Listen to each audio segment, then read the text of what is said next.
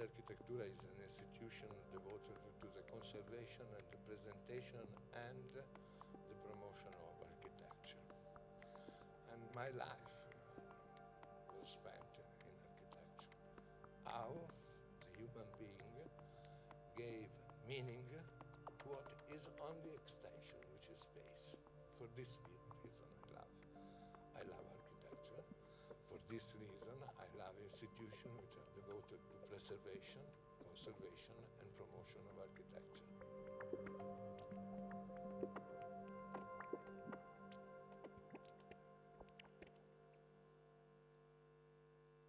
Edifício digital da Casa da Arquitetura. Apresentação das novas plataformas online. Arquivo digital. Visitas virtuais. Acesso universal. 13 de maio, às 21h30. Junte-se a nós na Casa da Arquitetura ou acompanhe em casadaarquitetura.pt. Não perca!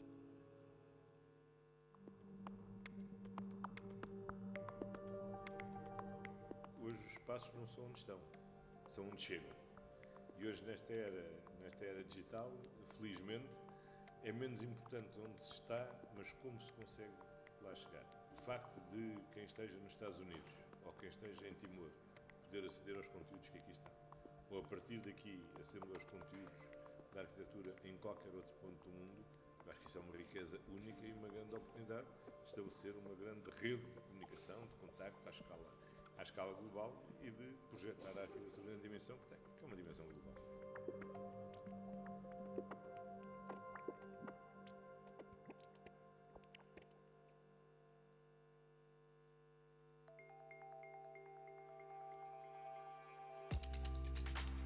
Sou o Gilson, tenho 39 anos, sou cabo-verdiano, vim a Portugal para estudar e apaixonei pela arquitetura, sobretudo a arquitetura da cidade do Porto, e acabei por ficar aqui na cidade a residir. Gosto de ver vídeos com conteúdos de arquitetura quando estou a caminho do trabalho ou quando estou a dar um passeio. O edifício digital acaba por ser uma mais-valia e os conteúdos que a Casa da Arquitetura coloca online tem muita qualidade e pode ser usado para qualquer fim. 私の名前はコータ・マリアナ、28歳です。ブラジルのサンパウロ州で生まれ、ブラジル人の父と日本人の母を持つ日系ブラジル人です。私にとってエディフィシオデジタルは素晴らしい研究の源であると感じています。質の高いさまざまな省流にアクセスすることができ、さらに今まで簡単にアクセスができなかったものをどこにいても簡単に見ることができます。そのため建築家や学生または建築学に興味のある人を問わず、誰にとっても非常に実用的で便利なツールだと思います。Yo me llamo Violeta y tengo 10 años. Mi mamá se llama Natacha y nació en África. Y mi papá es de Chile, de Sudamérica. Fui al edificio digital de Casa da Arquitectura y hice esta construcción con mi mamá. Muy divertido, me gustó mucho y creo que voy a hacer más con mi mamá, con mi papá, con mi perrita. Je m'appelle Martin Lemaire, voilà, j'ai 52 ans, je suis architecte, voilà, et on est installé pas loin de la Casa da Arquitectura. Alors vous pourrez voir aussi derrière, ça a été la première année, et on a emmené tout le monde, et en fait on a fait les cariatides sous l'escalier avec le logo, voilà. C'est vrai qu'on a peut-être un peu moins besoin que les autres du bâtiment digital parce qu'on n'est pas très loin, mais c'est vrai qu'on est toujours à la recherche de contenu, de connaissances, et donc l'accès digital, l'accès au fond, pour nous est intéressant parce que c'est une démarche qu'on fait quotidiennement. Donc en fait, d'avoir accès à des contenus nous intéresse toujours. Como professora e pesquisadora, eu aprecio em particular a forma como a Casa da Arquitetura organizou o seu arquivo virtual. E eu acho que hoje o mundo digital e a realidade virtual acabaram por promover uma nova forma de pesquisar. E eu acho que essa inovação em cruzar, né, os eventos com o arquivo e até mesmo a loja que disponibiliza livros, catálogos que são relacionados, eu acho que é uma grande ferramenta e uma grande plateforme. L'histoire de l'architecture a profondément changé depuis une trentaine d'années grâce à l'accès aux archives. Ces archives virtuelles qui permettent d'explorer les différents départements de la collection de la Casa da Arquitectura, démultiplient le public et donnent à la Casa, au-delà de son public local, de Porto, du Portugal, de l'Europe, un public mondial.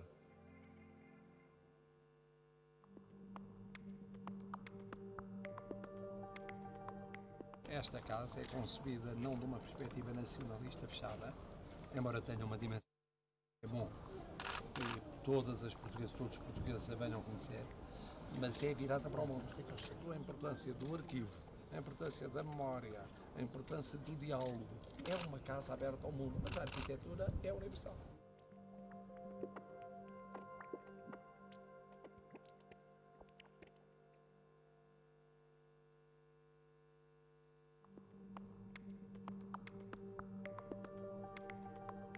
Estou certa que vamos conseguir fazer algo que é essencial para o futuro da casa, mas também para a arquitetura portuguesa e não só. É importante que se faça aqui o trabalho, que se faça o tratamento, mas não podemos ficar fechados só entre nós. Temos de projetar, temos de divulgar, levar a todos os cantos do mundo.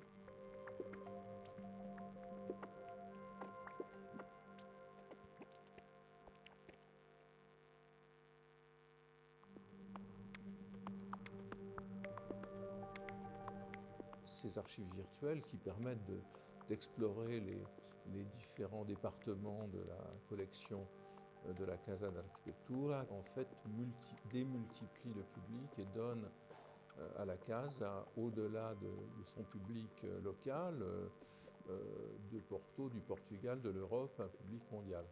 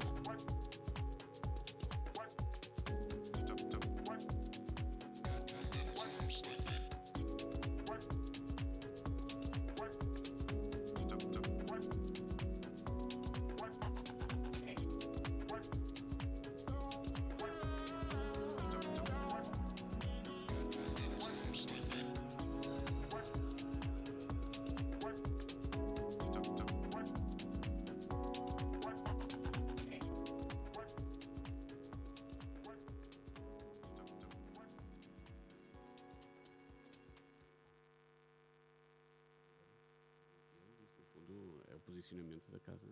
Bom, então. Mas vai estar no Facebook.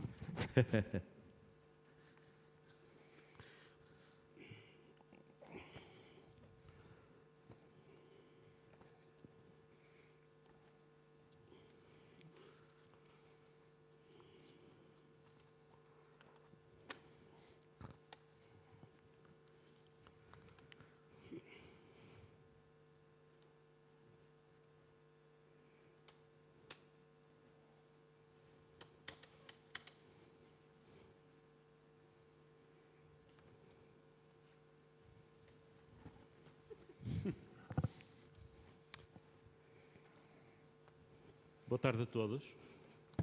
Good afternoon. Estamos aqui hoje a propósito da inauguração do edifício digital da Casa da Arquitetura para debatermos os desafios que se colocam neste novo meio de ação. E temos connosco como interlocutores deste debate as speakers for this debate we have Martien de Vletter. He is the executive director of the CCA, the Canadian Centre for Architecture, to whom I would like to thank for being with us. Thank you. We have also Eduardo Saron from Itaú Cultural, coming from São Paulo, Brazil. Thank you for coming. And Nuno Sampaio, the host esta iniciativa, a of quem this agradeço o initiative, to convite whom para I would like to esta thank moderação. for being here as our Todos os nossos host interlocutores têm and for having me as the curatorial, moderator. além das All our funções speakers have que been ocupam curators, nas suas instituições.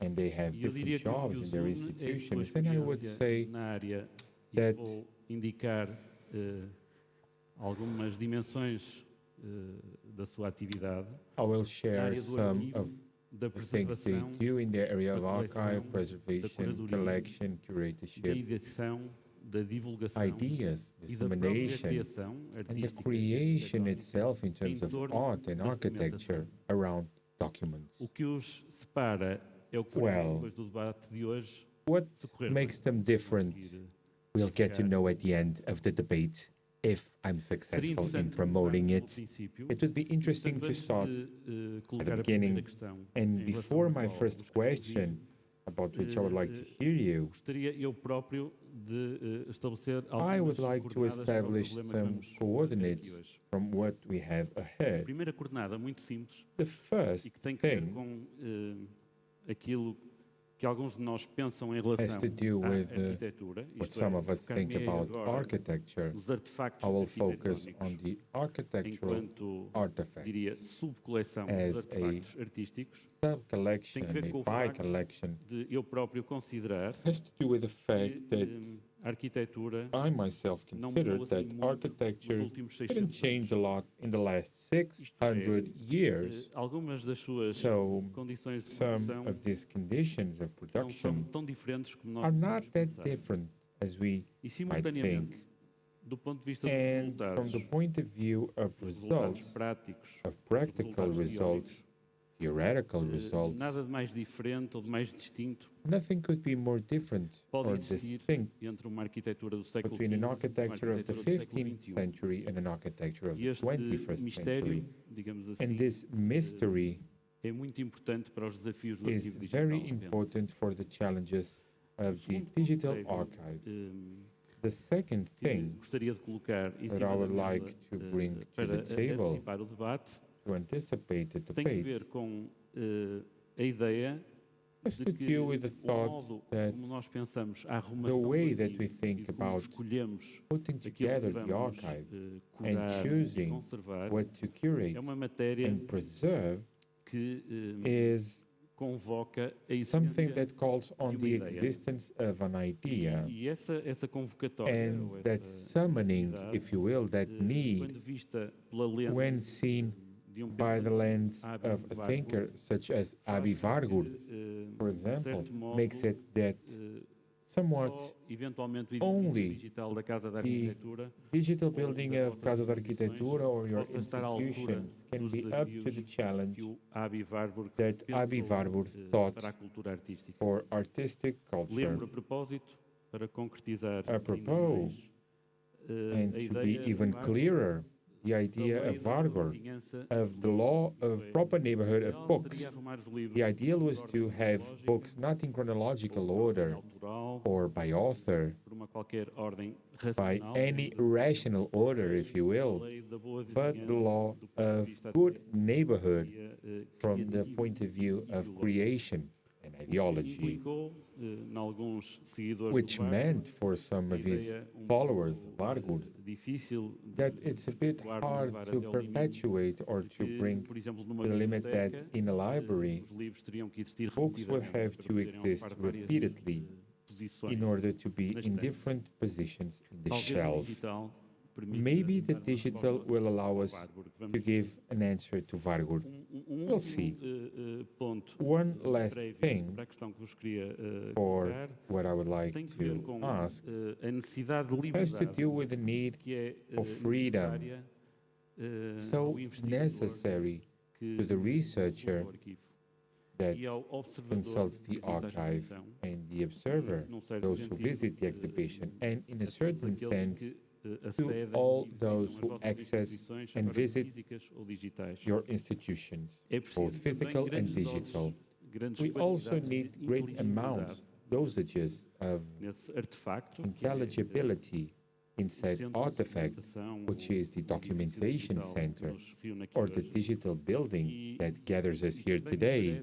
And it also seems to me that digital, well, although I have more experienced people sitting with me, but they allow for this freedom, this openness, that some, from a very summarized mode, call it the democratization of access to art, to culture, and to documentary archives. So, I would like to ask you a very simple question that has to do with acknowledging the importance of the digital in institutions connected with artistic and cultural documentation.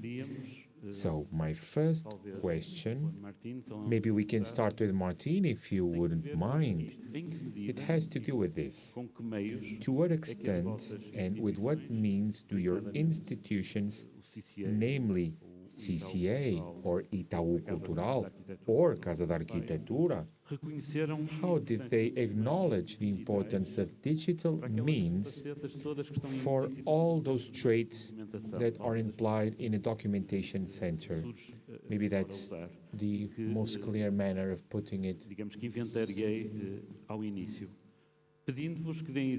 I would ask you to share some examples of specific actions that, following that purpose, you decided to endeavor, or that you will endeavor in the future, that are programmed thusly. Within the scope of this question, so that the debate can begin, can it all be solved with web design and a website? I think that the digital building of Casa da Arquitectura, it's much more than just a website. So from what I could see in your institutions, you work a lot more beyond this. So my question is it all a website and web design, or is it a harder and more complex task? And how so? Maybe Martien, if you wouldn't mind, maybe you could start. In this debate.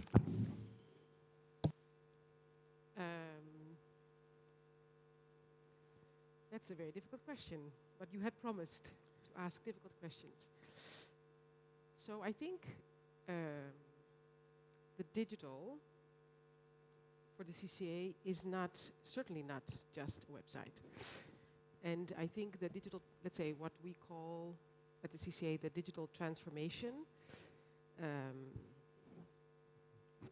I'm going to say it started in a very focused way around 2013, but there is a document that our founder, Phyllis Lambert, wrote in 1982.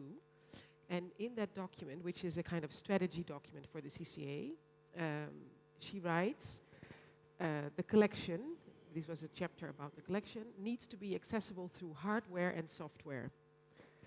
This is 1982. Beautiful image. And so in that sense, I think the digital transformation started much earlier than when we started to focus on it with much more energy in, let's say, 2013. And some of you may know that we also published a book once we were in this energy of the digital. We published a book, When is the Digital? And that is questioning a lot of moments of the digital. Some of the authors go back to the 17th century. Now, I won't do that today, but just to say that there's many answers possible. But I think for the CCA, and in this idea of the digital transitions, there are two really big projects. There's a lot of smaller projects and there's a lot of smaller efforts, both, let's say, that really change the institution internally, but also, let's say, the two big projects were the website at that time, which was not the first website, it was an iteration and a new website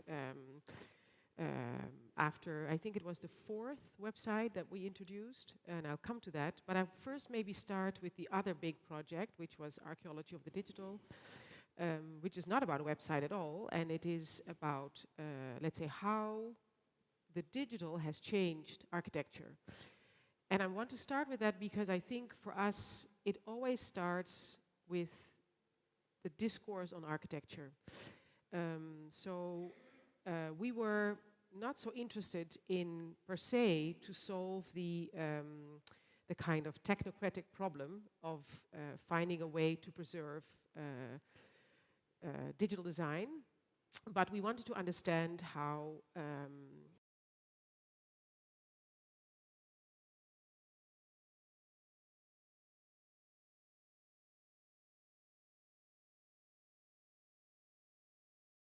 selected projects to exhibit, to publish on, and to do many other activities. We did interviews with the architects, and ultimately, yes, we did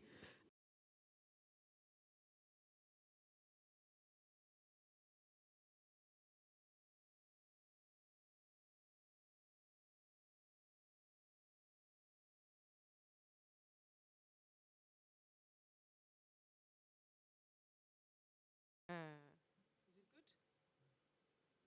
The sound? I guess so. And so the digital, let's say, the transformation of the digital started, I think, with this archaeology of the digital process. And we did figure out, ultimately, how to preserve the digital designs. And in terms of access, the paradox is that these, let's say, these digital drawings are only accessible on site, so not online. That is a whole other chapter that I won't go into, but it's a very strange dynamic. But at the same time, and I think it was, let's say, crucial, this whole project, to also develop our new website at the time, and we're in the process of starting to develop another website, but the website what we launched, I think in 2015 or 16, was really meant to be a publishing platform, which goes back to your point of what architecture is and what is the position of an institution, and how, so being the website as a publishing platform and as a result also a platform to access the collection. Okay. Maybe I stop there, and I leave for the others to... Okay, maybe it's better because you are touching points that have to do with the next question, so okay, I'm sorry. Then we come again. Eduardo. Muito bem. Primeiro, agradeço. Okay, first let me thank you for having me for this great afternoon. I know that soon we will get a celebration of the football club of Porto. For those who are fans of Porto, please let me give you my regards. But primeiro quero cumprimentar a Casa da Arquitetura. Let me greet Casa da Arquitectura. No começo do ano, at the beginning of the year, I was very surprised because of this project that was so serious, consistent, that thinks about issues that are some of the greatest challenges for any institution in the realm of culture in Brazil or any other country. Numa situação tão complicada que nós vivemos do ponto de vista político, ou seja, em qualquer outro lugar do mundo. Or anywhere else in the world. Há muito tempo, uma das questões que mais mobilizam. One of the things that mobilized the culture is the democratization of access, making it that more people have a contact with a greater number of artists and cultural production. This is a very relevant subject that the French have debated in the 60s when they designed an access democratization program, and it didn't work out actually. But the fact is that this is still quite important for all of us. Well, in this time of media, this democratization of access gets even more this set of events that need to happen so that more artists have more contact with more people. I'm not against the democratization of access. It is very important for us to broaden issues that have to do with cultural democracy, sure, but it just so happens that for many reasons, this was the desire of the events and how many people are coming through this action, this initiative, how many people have access to that artist. And many times we lose the pivotal issues.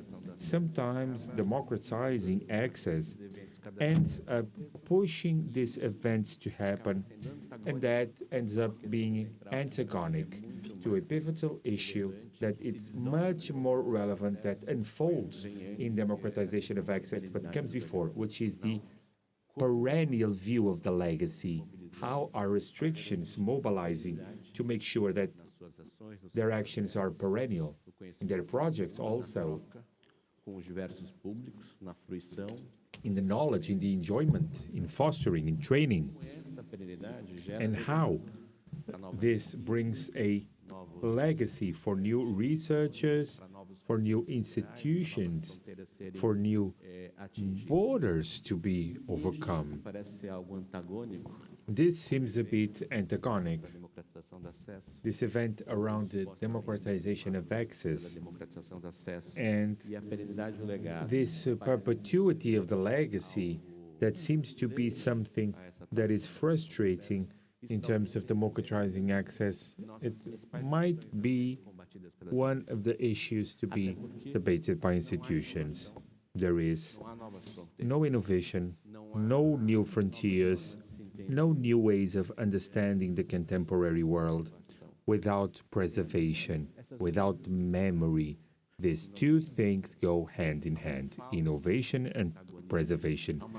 There is a false antagonistic view, a false issue, when we say that we are accessing more audiences and that we cannot constitute a memory. That's wrong. These two things need to go hand in hand.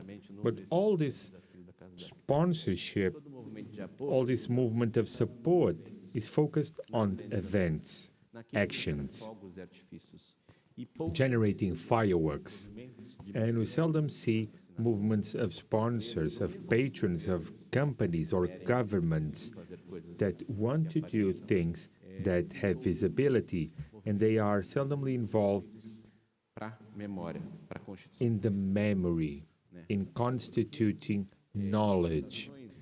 These actions ask for more time to cleanse so that we can bring to the surface the dissemination of said material.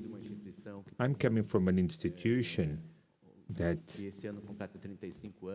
is now celebrating 35 years of existence, 2 years less of the Ministry of Culture. This is an institution that has the most important encyclopedia of art of Brazil. 3 million accesses per month. There is also a digital school with a streaming platform called Itaú Cultural.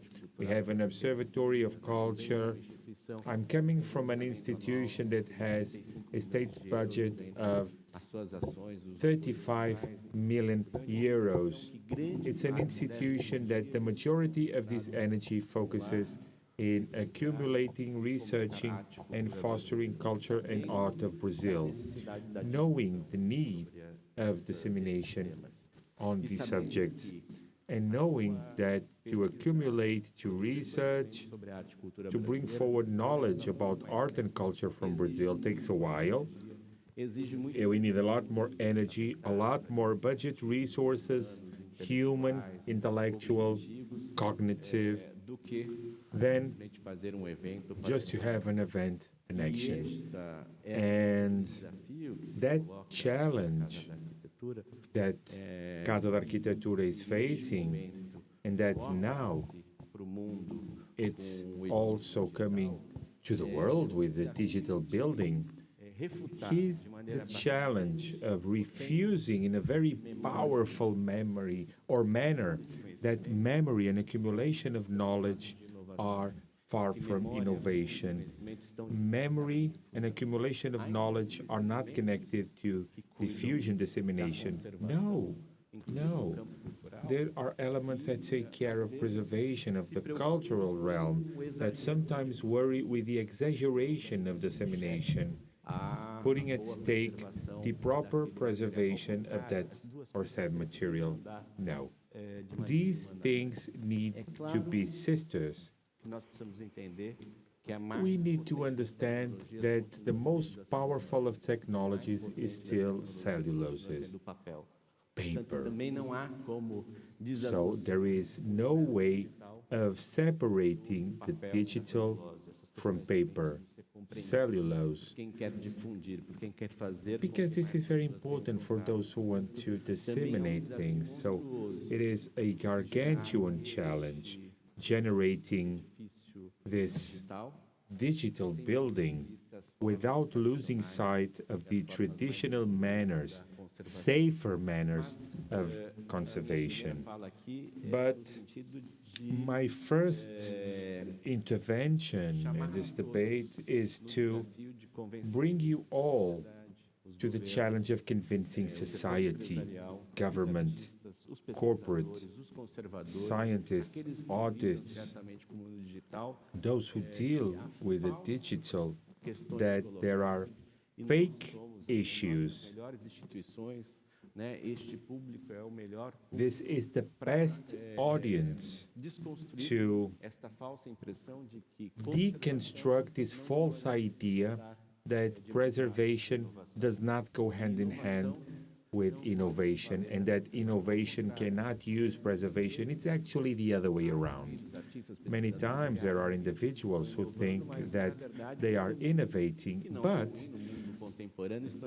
they are editing, and they are editing without knowing that there is a lot to do, and there is a lot that was done before as a result of the understanding that innovating new frontiers are disconnected with preservation. And to finish, one other thing that I would like to say to finish my first remarks is that Casa da Arquitectura, and please allow me to say that it belongs to Portugal, to Porto, to Matosinhos, but Casa da Arquitectura belongs to the world. And this commitment, this challenge, this mission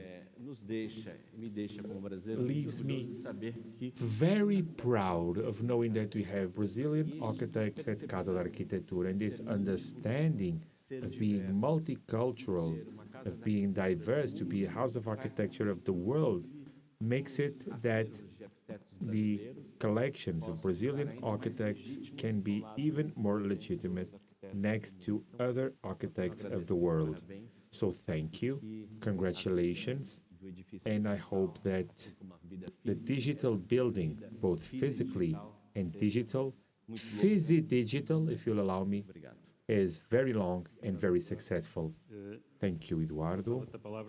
Nuno, I would like to give you the floor with this interesting remark that the digital building brings closer collections of important Brazilian architects that we have with us to their country of origin.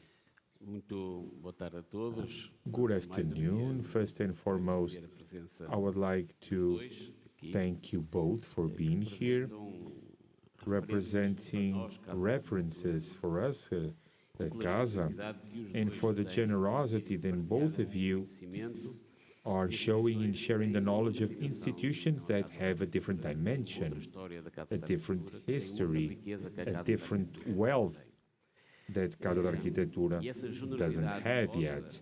And that generosity of yours, which is a generosity that I will try to share with the audience, is to say that the posture that you show in both institutions have become a reference for a young Casa da Arquitectura, and that youth that we have allows us to be light, weightless, bringing new visions, analyzing errors, because 6, 7 years ago, when I started to take care of the executive board of Casa. There was no project about knowing what Casa da Arquitectura is. There was a project by Álvaro Siza, a very big project, quite generous. And at that time, it was impossible to build 40 million euros at that time, just for you to be aware. And all that you see here cost 3.2, and then 2.5 in equipment. So it was a lot different than our initial ambition. The annual value for the budget is 3.5 million euros. So you can see the difference and witness our difficulty. Anyway, to take care of collections, to take care of memories is difficult everywhere in the world. So let's not carry this guilt of not being able to care for memory. There are a lot of architects with a lot of collections that would be very important to share, and I know the difficulty that countries face for maintaining this kind of archive. We do have a set of difficulties, and I really like to work like a sniper. This is difficult to say. We are deep in a war in Europe again, so maybe not that appropriate, but it is a huge efficiency, you know what I mean? One bullet. Although I was in the Trienal of Lisbon, and in the urban strategy, my main area was projects. And I did understand that society could not understand the cost of architectural production. From the time that you order the project until it is finished, sometimes 15 years go by. So promoting that knowledge was not compatible with what we had in terms of payment, projects. So society did not understand this construction of architecture. On the other hand, we had a triangle of influence at Casa that has those who built the city in one of its sides, on the other the public power managing the territory, and also the citizen, those who are the consumers of architecture. The importance of architecture for the well-being of society is something that moved us, coming from a physical construction of the municipality, of a mayor who had this idea, this clear idea of building a differentiating entity of other cultural areas, being that Portuguese architecture was it's surely the area of knowledge, I would say the productive area of the national fabric that Portugal distinguishes itself the most. Oddly enough, architecture was not valued. So when not valued, it's even more difficult to assess this heritage. So Portugal only got awoke in this kind of initiative when Álvaro Siza donated to CCA the archive. I think that it was suggested by the CCA itself. Some works in Serralves and Gulbenkian. It was very generous, very, very generous, this sharing of information. So Portugal realized this difficulty of preserving memory. And even harder for us is that around 35% of the work of architects never came to fruition. So if there was no maintenance of memory, we would lose 70 to 75% of the life of architects. I remember when we were working at the Eduardo Soto project, Nuno was very knowledgeable of his archive, brought 14, 15 drawings. We didn't know where they belonged. And Nuno had an idea. 2 or 3 projects. So he went to Eduardo and he said, "Do you know where this drawing is coming from?" Eduardo looked at it and said, "Sure, belongs to this project." And I say, "No, it's another project that was not built at all. We started to research, didn't work. Years later, we came to develop it in a different project." So memory, preservation, in architecture, it's ideal to build. Many people follow the idea of the exhibition, conferences, and it's easier to do because it's very difficult to support the archive. Investors don't pay for it because it's a closed thing. Governments don't want to spend money. The digital transition doesn't handle preservation of memory, so there are no community funds, money coming from Europe for preservation of said materials. So all of this is an expenditure that we can only pay for this maintenance of memory by providing exhibitions because they have visibility. So there is, in the midst of all of this, it's the creation of new knowledge, research, which in the beginning was not at all our intention. So we ended up defining these 3 areas of intervention: conservation of memory, new knowledge with a cahier of the very specific issues, and third, communication to society at large. And that was pivotal to value the activity of the architect, hence an almost opportunistic vision of those who are in the professional practice. If they value the architect or not, we will have better opportunities for work. So with the will of returning to the professional practice, the digital is very important.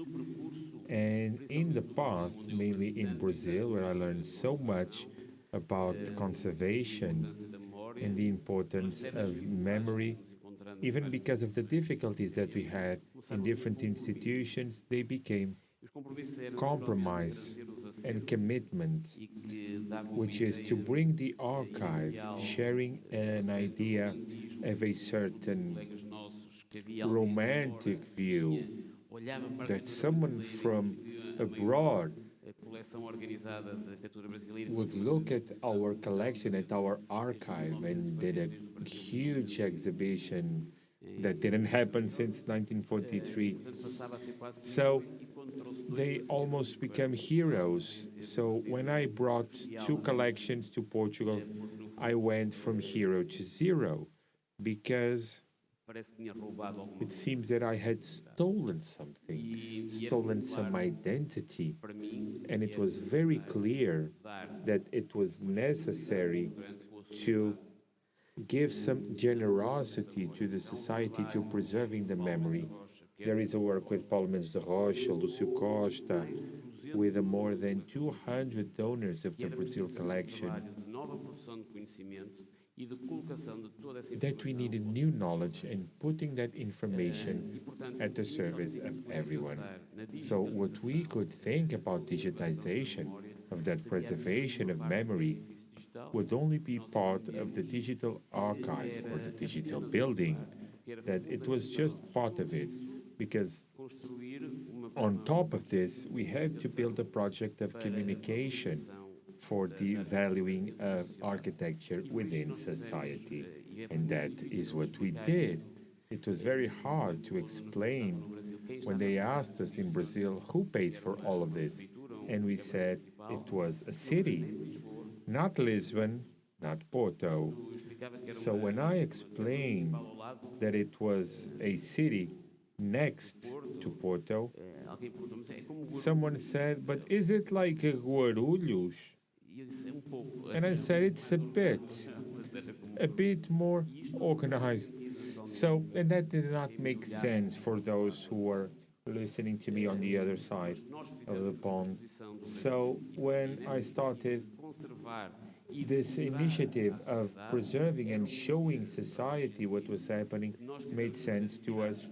We wanted to have some activities here, but also in Brazil, with a view of being able to explain that there is a great architectural quality of an architectural production of people who are there, and they need to be valued there also. The only way to bring a view to this on the long run was with the digital, that any Brazilian could go into an exhibition in Portugal to see the catalog, see the exhibition itself, our activities, to be running at the beach listening to Álvaro Cis or Paulo Mendes da Rocha or Souto Moura, and all of this to link it with projects, because at an exhibition we only see some 5-6 elements from each project, and then we can connect this to the collection, which is a work that you know better than anyone. Endless. Endless. There are projects that have 1,000 items, 900 items. So what is the sense of someone, a university or an institution, of preserving this collection to spend energy 24/7, every day of the year, humidity, temperature, why to preserve this, if then we cannot make it profitable in terms of knowledge for society? So all of this was becoming limp, incomplete, if we could not do it on a global scale. It would be very selfish to do this in a unique territory. So the digital building is just a young boy,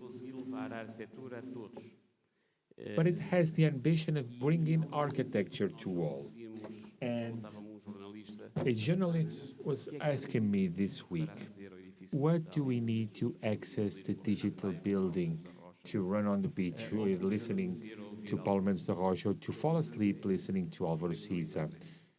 You just need internet connection. We know that communication via computers, via cell phones might be at the center of the city, at someone's house with the best conditions possible, or at a slum, and a smartphone at a slum. So it is in this hope of democratization that digital building lives. I know that this is being hopeful, I know. But amongst the great things that we could not do, we are risking not doing something. And this is just a small thing that it's just now growing. It's a building with 3 floors, but we hope that it becomes a tower with educational services, architectural tourism, something that regenerates, because we also grow, age, get fatter and thinner.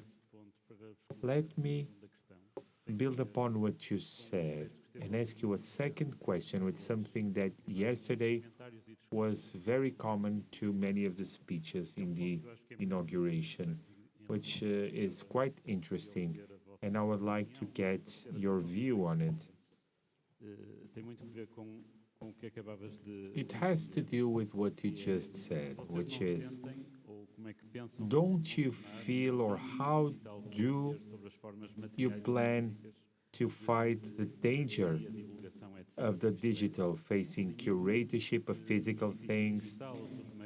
What do I mean? Well, if digital means are very, very successful, we won't go to physical exhibitions anymore.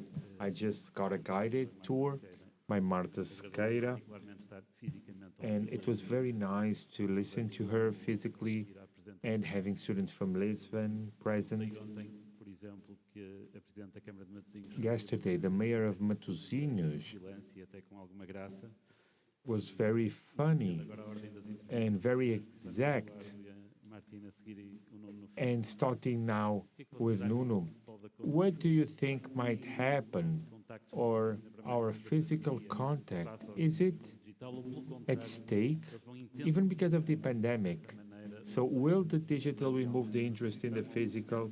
Or will it be the other way around? First you see it digitally and then you visit physically. What is your take on it? Eduardo. And then Martien. Eduardo and then Martien. A pandemia acelerou enormemente. Well, the pandemic sped up that experience, that digital experience. Nós somos o mundo da cultura, o mundo das artes, nós fomos os primeiros a parar. The world of arts, of culture, was the first to stop, and we will be the last to return in full, because our goal is to bring people together, to mingle. So this assumption of gathering people, of the conviviality, of mutual affection, is something that we must never waive. The physical presence is pivotal, but it's very important to say that intensifying the activities in the digital universe has broadened the contact between people. In our country, a country of continental dimension, when we return with in-person activities, people they don't need to be out of São Paulo, they are in the periphery of São Paulo. And they say, don't stop with the theaters in the digital universe. Don't stop providing courses digitally. Please keep up doing what you have been doing, because here, 8,000 kilometers away, I'm getting in touch with things that I could never imagine would exist in Itaú Cultural. It's a challenge of having cultural activities that go beyond what we do digitally, with a broadening of this audience and what the audience had with our digital universe. Because people want to return to a physical and in-person universe, but some people cannot because they are limited in terms of distance, transportation, physical limitation. Those people want us to continue the digital provision of materials, so hybrid events. That is something that we must make sure exists. But thinking that we cannot waive the physical and in-person world, we had a lot of research throughout the pandemic, and amongst many of the questions, we had several questions that were repeated in terms of mental health, knowing that in terms of culture and art, we contribute to education, especially if we think about creativity, building cooperative spaces. This is quite exact, but in this pandemic, it became evident how much artistic activities, even in the digital realm, were fundamental for mental health. Datafolha showed us that in each 10 people that had a cultural activity, listening to a course or a live issue, 5 people, 5 in 10, said that their lives got better, that they were connected with their family, that they decreased the anxiety. And we know that this is quite relevant. There was a research before the pandemic in 2 groups, group of people with anxiety, angst, depression, and with that group, they were able to bring closer people to theater, to museums, to music, and that group is still treated in a traditional manner. This group who went to the art and culture, it has decreased the number of hospitalizations in 30%, the number of discharges increased 30%. So physically, or from the digital point of view, art and culture need to be present. O nosso trabalho aumentou. It is here to say our work has increased because there is a false question that doing things digitally is easier. Doing things digitally is just throwing a PDF into the virtual world. But it's not. It's much trickier. And that complexity, it's not just design, as you said. Of course that it is pivotal, but it is connected with the choices that you make in terms of your controlled vocabulary of data entry. Because if this controlled vocabulary, it's not chosen with greatest precision so that this data entry can happen with the greatest amplitude as possible without losing focus, the exit of data will be quite probably weak, fragile, unfocused in terms of the archive, of the collection, of the artist. So the challenge of a cultural manager at the Casa da Arquitectura is to do things in person, but above all to make the best decisions to manage, to administer this digital world that is quite ephemeral, but we need to think on the view of the perpetuity of legacy. It's a gargantuan challenge.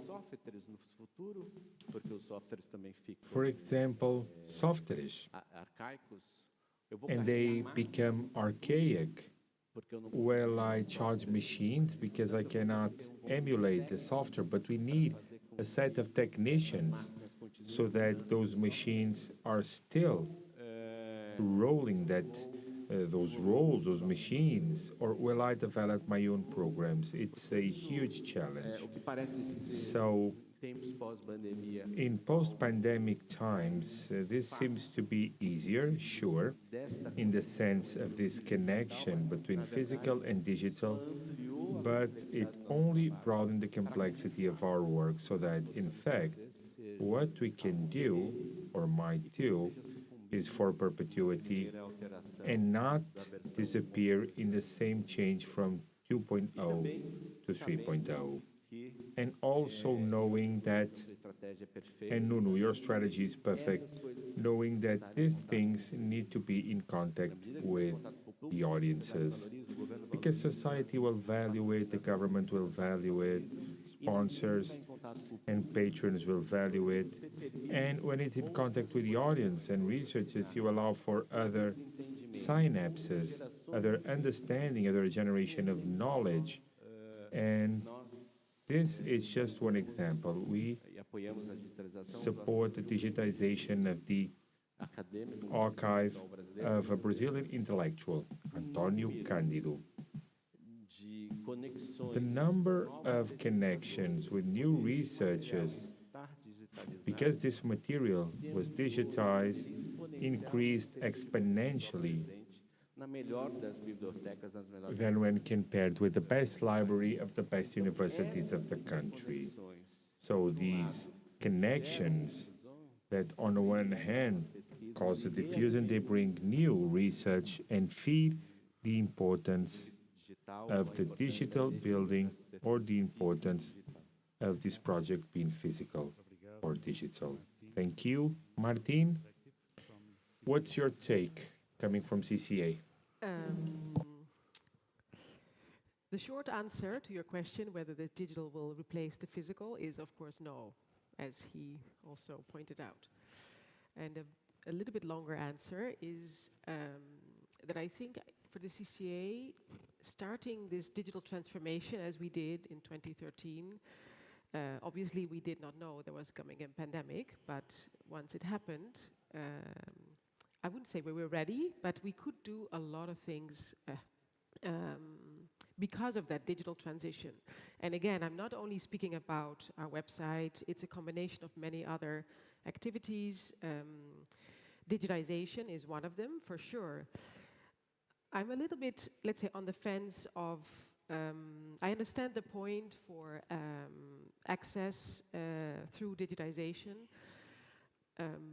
and I support that to a large extent, but I'm also on the fence because in the end, it is also about, there is, let's say, the issue of access, and there is an issue of, let's say, a curatorial or an editorial approach. And as you say, the editorial approach or the curatorial work that you need to do to understand a work, such as the exhibition here, is sometimes worth more or gives you more to think about than just the endless access to many, many drawings.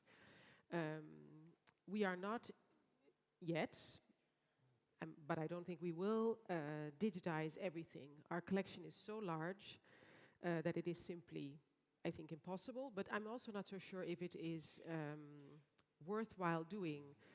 Let's say for the Caesar archive, I think we have over 50,000 drawings only. I'm not even speaking about the textual documentation, the correspondence, the sketchbooks, and so forth. I don't even know how, as a person, as a human being, you have to look at 50,000 drawings. And I'm not speaking about the work that is behind it, as you were saying. It's not just putting a JPEG or whatever format online, because the issue is also the description of it, because you cannot find anything if it is not described properly. And this is actually a work that is, I find, underestimated, because digitization of the whole process, I don't know what is the experience here, Nuno, but of the whole process, the digitization itself is the easiest part. It takes 2 minutes to digitize a drawing, and I think it takes half an hour to describe it.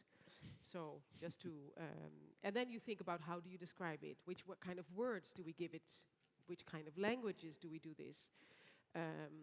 And there's all kind of, let's say, standards in terms of description.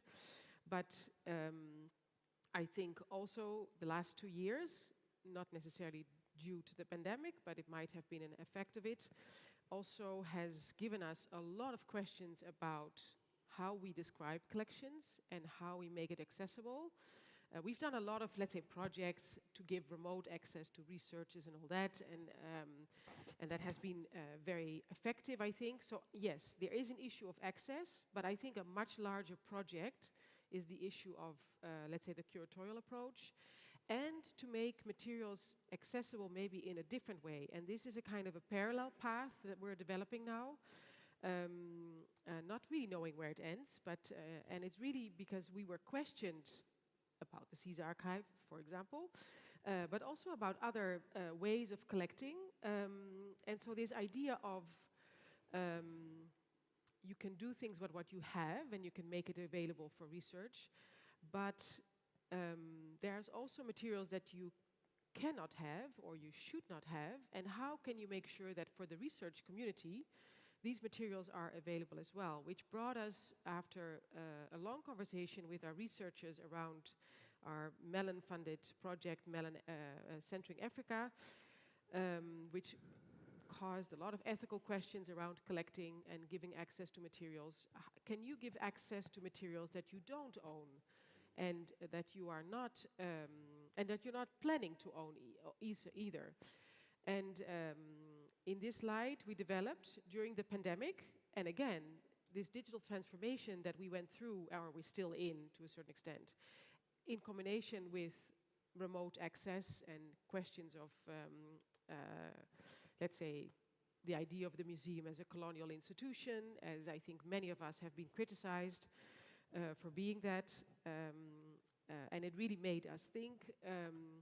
It brought us to the idea that we could maybe work together with, let's say, people that own bodies of work elsewhere to collaborate in digitizing this material. Not all of it, again, much more of a selection model, and to make it available online. Now, this material we don't own, so we were not keen on putting this material on our website, but we collaborated with an architectural office in Sudan, in Khartoum, which we were introduced to by Ezra Akan, a scholar that has been at the CCA, and we kept in contact. And she said there is a really great body of work of a modern architect, Abdel Mustafa, Moni Mustafa, and would it be great to digitize this material and make it available for the public. And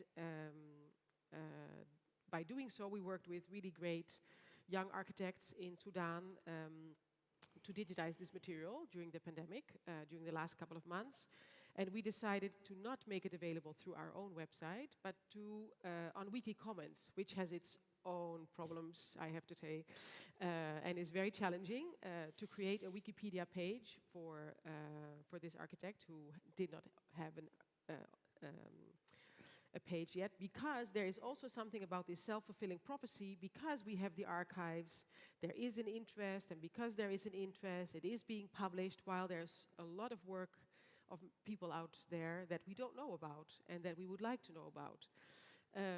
And so making this material available on Wikimedia, so we digitized, they digitized so far, I think 400 drawings, and we're uploading this on Wikimedia. Again, the description is the most complex part of this. I think it is interesting because this material becomes available for the public, and other people who are interested in describing this material can do so as well. So it's not, we don't own the descriptions, we don't own the materials. It's available for everyone.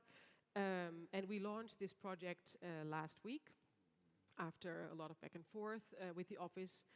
And speaking of, let's say, unknown architects like this one, but also unknown conflicts, because halfway through the project, we realized that they were not answering our emails because there's a big conflict going on in Sudan.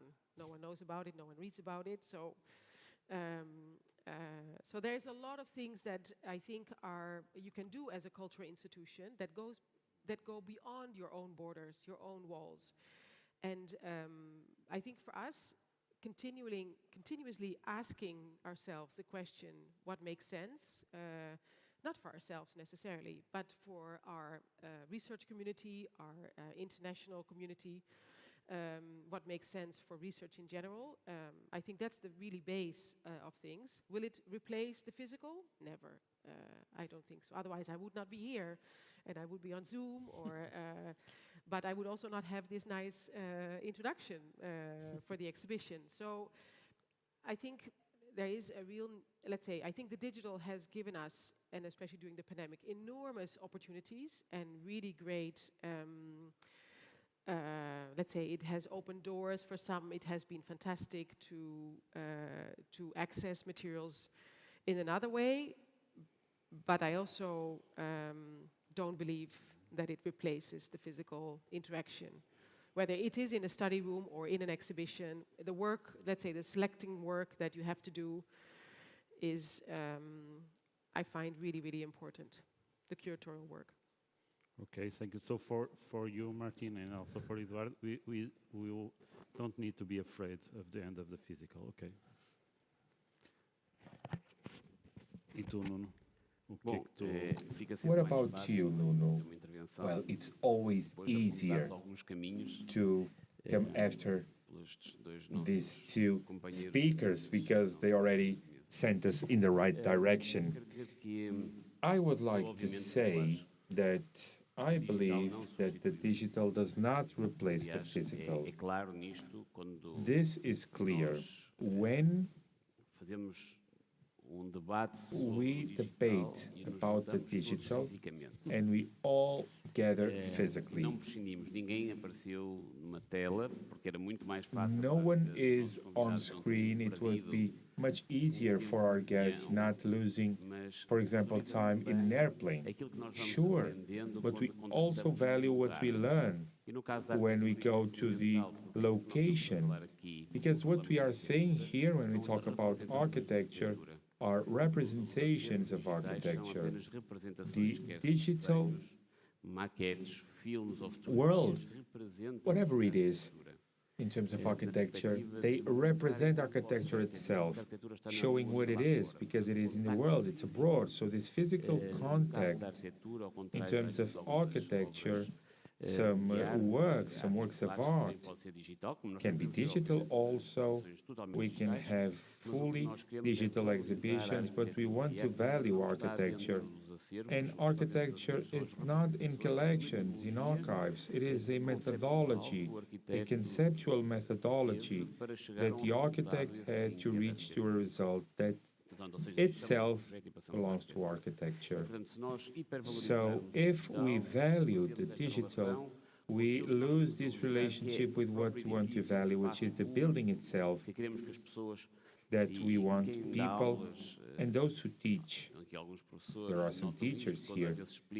This is very clear when they explain about building A and they say, well, I know that building. Did you go there? No, I saw it on a website. So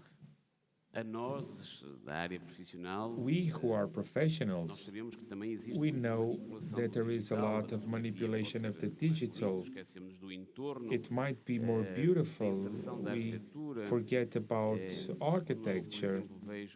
When I see, for example, the work of Herzog, the Arena do Morro made in the slums, it is a wonderful body of art. But it is wonderful because it is in a context which is the slum itself, and it is a social happening. Obviously, I do value the project, but surely I will value it much more when I visit it physically. When we talk about digital archives, Eduardo was talking about the transformative capacity of the pandemic. There are three historical moments leading to great advancements: wars, revolution, and pandemic. This is history. There is a transformation that is quicker in a greater or smaller time. Things were already there. I felt this. Many of the things are easier to do in Lisbon, which is our capital, and sometimes I would lose a whole day with 3 hours of traveling because I would spend 3 hours to get there, 3 hours to get here for a 1-hour meeting. And sometimes I would get some tickets because I was speeding. So we need to shorten that commuting. There is some financial pricing to it, and there is some risks of having an accident. So when I said, let's do it via Skype, people would say, you are not truly interested in meeting with us. I couldn't schedule the meeting at the ministry via Skype. It is not prestigious enough. And in the museum, it was the same thing. You want to debate this via Skype? No, I want to talk with you, not with Skype. And tools, Zoom, they are not just now coming. We already had them. Things were already here. We just changed our way of seeing things. So, one thing does not mean the other. I remember reading one thing that I don't remember the name. One of the founders of the internet said, if you like your pictures, print them. Print them. And I was horrified because we were doing exactly the opposite. We were taking the drawings of architects, drawings, sketches, ink, and we were bringing it to the digital, and I thought, I'm wrong. I'm making a mistake because we don't know what the digital will be. We are making a huge effort, and I don't know what will happen in 10 years. I know how this will be preserved for 50 more years. And in terms of the digital, I don't know. So João Luís Carrilho da Graça is taking care of the collection, bringing to Casa da Arquitectura. He got drawings from files in a device that is outdated, an OS that is outdated also, bringing it to current files and redesigning the lines, the thickness, that they should be printed so that they have a reading as a graphical drawing and not just a set of colored layers of the process of Chicada AutoCAD. So this is huge that we just want to print it again to make sure that we won't lose it. So we are getting back to the physical. So it's quite scary, this duality of going towards the digital. Thinking about, for example, it's an anecdote of a city, of a where the councilman gathers the technical staff, the material, asking to select what is important and what is not. What is not important, just throw it away. And the technical staff, 2 months after, separates what is important of what is not. And he calls the secretary, the councilman, and says, here it is. This is garbage. Are you sure? Yes. Well, just to make it safe, just take 2 copies of each document. And sometimes we feel this when we are working in the digital, because before we had a letter or a document that many times would explain why a project would start a certain way and end a different way, because the city or other entity would fail the project, or because there was one more child and the house changed its configuration to welcome the new household. Now we wrote thousands of emails, so we have a lot of difficulty in understanding what's important and what's secondary. So I do hope that we don't replace the digital. I have a lot of questions about it, but there is one thing I know. In disseminating, the digital might not be that important, so we want to digitize and provide everything, and the curatorship is done previously. When we bring, for example, from Brazil, a collection about the 90 years of Brazilian architecture and more than 200 donors, we want the 90 years, 90 projects. It's more than 90 projects. There was some difficulty of curatorship in them in selecting, but they did their selection. And by bringing this material, we did an exhibition that shows just 1.5% of what is in archive. But despite the curatorship had this critical reading on the materials of each project, the 90 that they had the curatorship and the selection that was the Brazilian production of those 50 years, my obligation is to provide everything that I keep.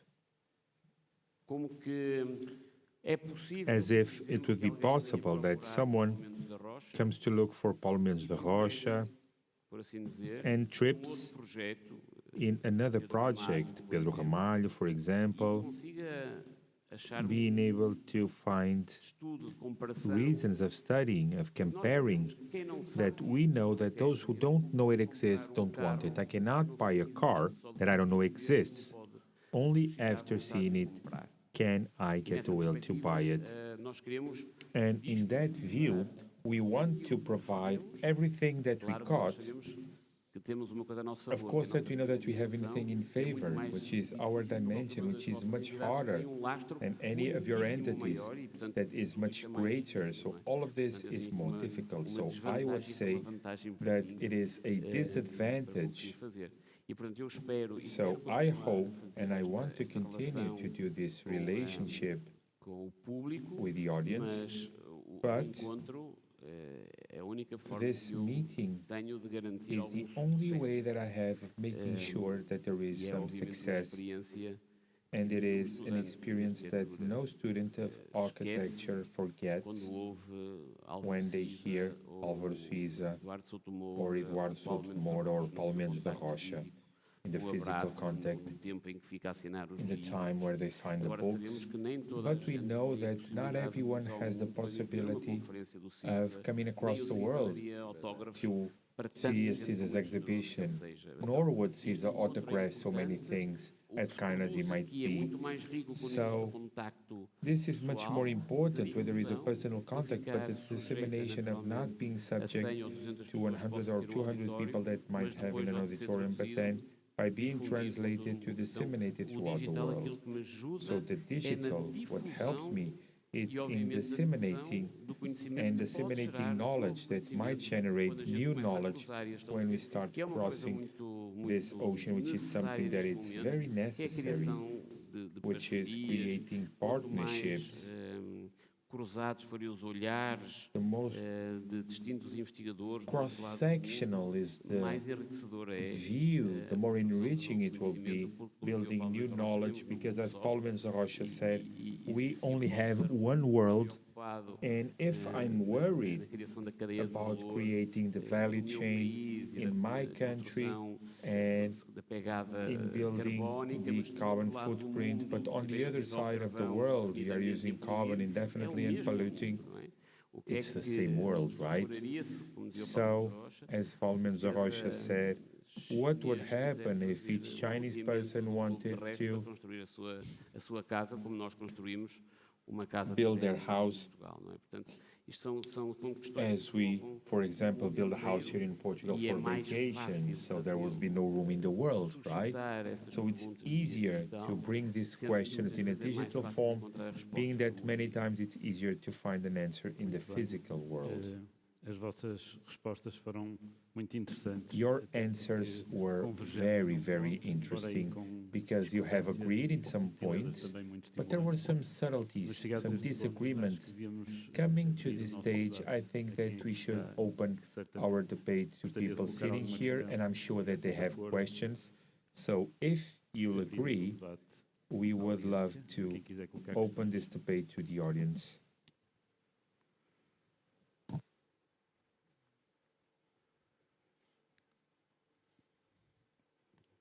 Acho que está ali o Nuno Grande que ia fazer uma pergunta.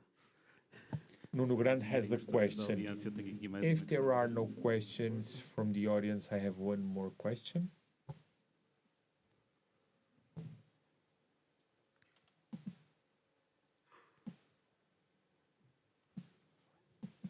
Lá está, no processo digital, estamos a cometer aqui erro. In the digital process, there is a mistake. We should have been getting questions from throughout the world. So we are limited in that sense. Vou-vos colocar então uma última questão. One last question then. Que é uma questão que tem que ver. Which is a question that has to do. You have all experienced a bit nas vossas respostas anteriores. De alguma in your previous answers. Somewhat, the three of you went through these questions, these things that I would like to ask you. But I would like to ask it again in a way that's more encompassing, and I do apologize, but it has to do with the realm of architecture. I realized that in order to prepare this debate with you, which is very interesting, and as a moderator, to hear you talk about this, that maybe Robert Venturi anticipated all the seminal and determining questions in the profession of the architect. Since the complexity and contradiction in architecture, learning from Las Vegas, and later, in terms of electronic iconography, where he anticipates in that book the importance of the digital in an architecture, in the creative process of architecture. This has to do with photograph, artistic expression, films. Many are the artists that have called out the attention for the fact that technology has allowed great advancements in terms of artistic production and architectural production that could never have been happened without the invention of the digital video camera, of the film and photograph machines. But this technological vertigo,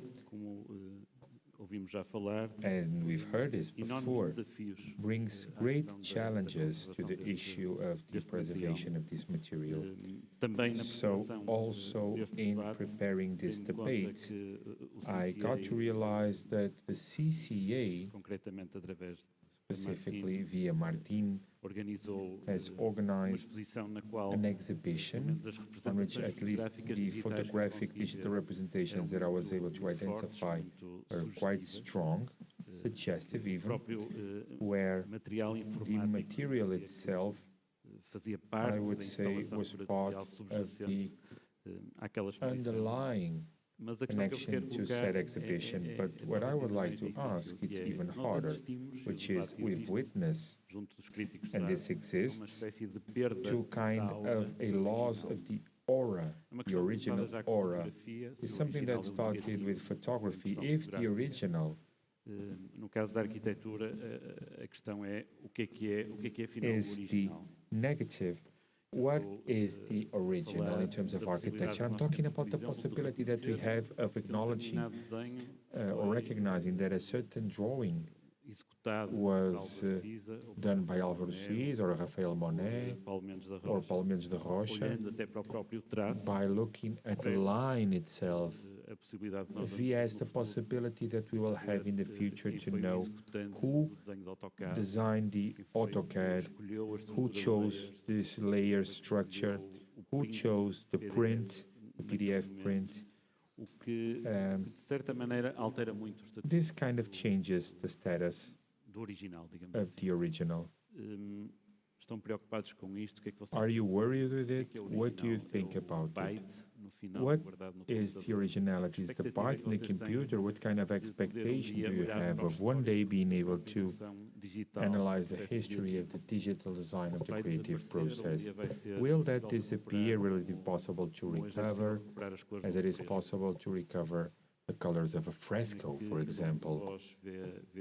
What is your view on losing the aura of originality? Maybe you, Martien. You have experience in this subject. You promised difficult questions, so yeah, that's a very good question. So first of all, it depends on what you consider is architecture. And I think, let's say already in the conversation, architecture can mean many things. It's not just the buildings outside, and I think as an institution, at least at the CCA, but also in other places, architecture is more than, and sometimes something very different than the building outside. Sometimes it has nothing to do with it. At the CCA, I think the premise for the collection, but also for all our activities, is architecture as an idea and the process. So it's less about the built result. And if you follow that line of thought, then architecture can be many things. It can be a film and so forth. So, but then the issue of the original, which is linked to it, because if you question what is architecture, then there's also a question of what is an original and does it matter, actually. An original in terms of collecting and exhibiting is, of course, has always been a very important question. But it also brings actually to the question of authorship. And I have to say that with our program, let's say as a result of Archaeology of the Digital, and again, it was not our intention to solve the technocratic problem of preservation, but in the end of the day, we did do that. And it also turns out that technology helps you in doing so. It's true that authorship and originality is not the question with digital designed architecture or the digital designs. A lot of our researchers that come to investigate our Born Digital archive, so this is not the same as what we're talking here about the digitized archive. So with Born Digital archives, let's say I look at it as a very old-fashioned art historian, I guess, from an authorship perspective, as you say. But we get a lot of researchers, most researchers are looking at it from a very different way, and they're interested in the more, let's say they're interested in the technology behind, or they are interested not so much from an authorship perspective, but for example, they would like to see all the AutoCAD drawings that are in our collection of 1992. And that brings a completely different question in terms of access. And I already mentioned before this issue of description, because that's the big advantage of the digital. You don't have to describe it, because you can search for AutoCAD of 1992, because it is described in itself. If you want to find in your collection or in my collection all the drawings with chairs, original paper drawings, you can only find all the drawings which relate to chairs if someone of our staff has written chair. And so if I search for chairs in your collection, I might find 2 drawings that are digitized, and maybe you have another 1,000, but they're just not described.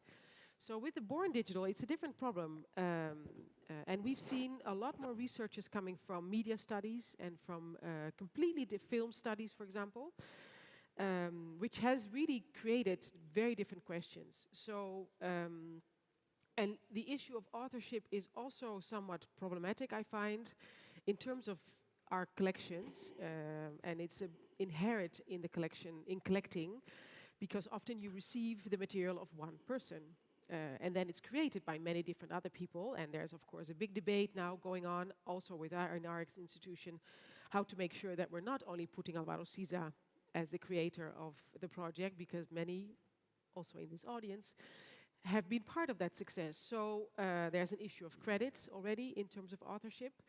And there is also an issue in terms of authorship that because we receive materials from an entity or a person, you tend to search or you tend to discover things through the author. And therefore, there is a relation with originality.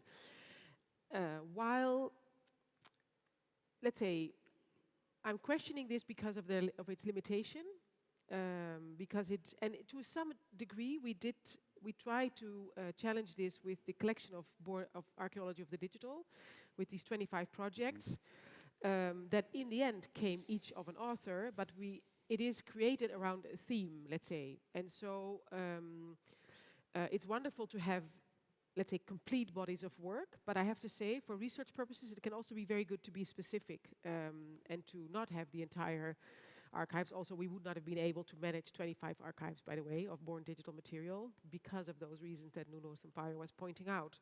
So there is really, I mean, it's a really good question about for which I don't really have an answer. I have to maybe disappoint you. Because yes, it's an incredible, difficult question in an AutoCAD drawing of 25 layers. Which layer is the most important? Is it actually designed by Rem Koolhaas? No, probably not. Someone in the office at 3 o'clock in the morning. So it is a really complex question. Let's say of the Siza archive, we can assume that the sketchbooks are very original and authentic. But a lot of the drawings are made by others, obviously.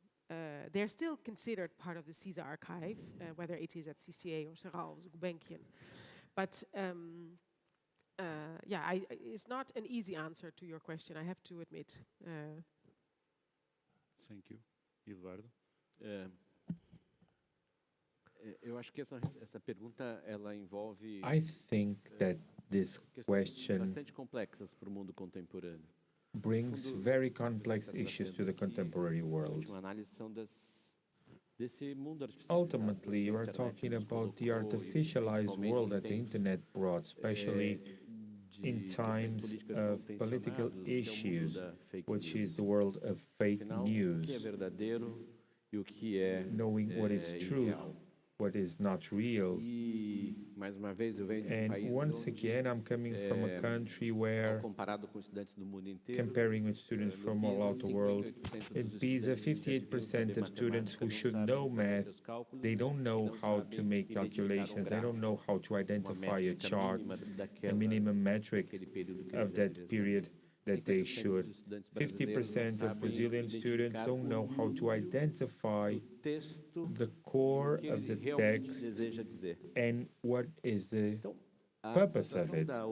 So the situation of originality, of what is truth, of what is not, has in fact a deep questioning that has to do with inequality, with the digital acceleration of access of the internet in Brazil, where we start to have this 5G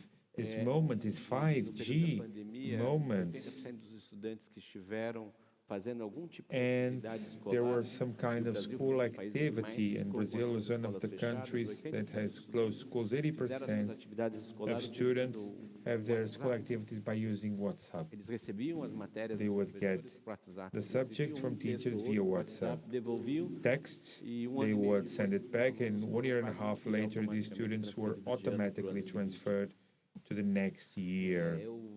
Hoje pela manhã, This morning, I visited the exhibition of Leo Nilsson here in Serralves, a beautiful, powerful Brazilian artist. morre em meados dos anos 80. He died in the mid-80s because of AIDS, and an artist coming from Ceará, from the northeast and nordeste of Brazil, with prejudice, with situations in the realm of affection, of constraints, lived his lives in an oppressed manner. There is a set of ideas that many of you who know more about techniques will know how to repeat them. But the origin of those drawings is in the perception that we have of acknowledging and understanding the repertoire that the artist brought on those drawings. Originality is not to do with if it's of Leo Nilsson or not, but you can recognize in those drawings the repertoire that brings with it and what it means, so the history of life that it entails.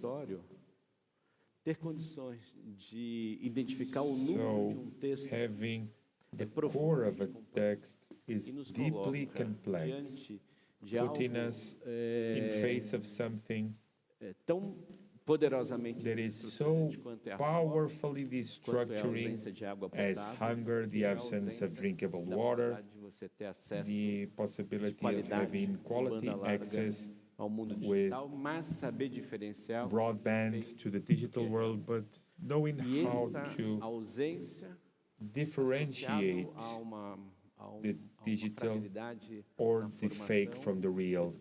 There is a fragility in the educational view that only brings a situation where, after all,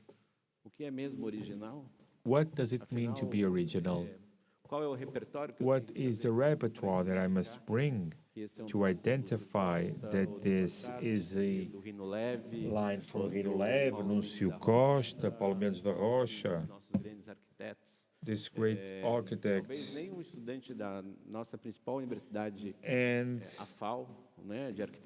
for example, FAO of Brazilian architecture can identify this according to the fragility that it entails in building the repertoire, the perspective. That's why maybe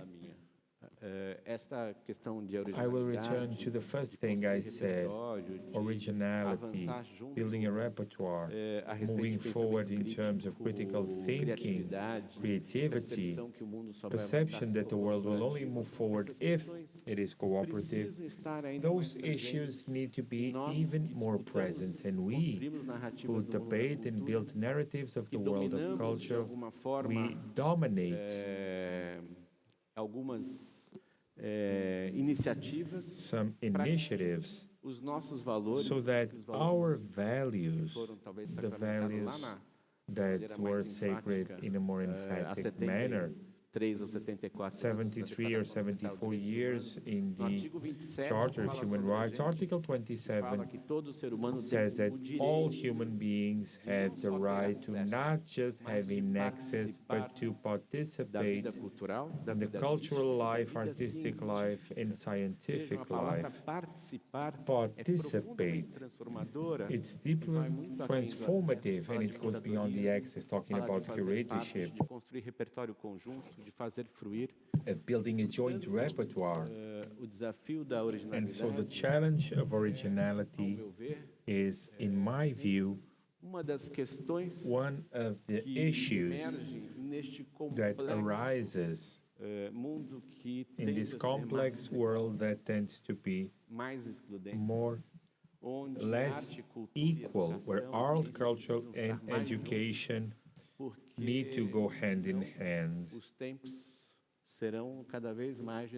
or else we will go into denial of the human chart from 73, 74 years ago.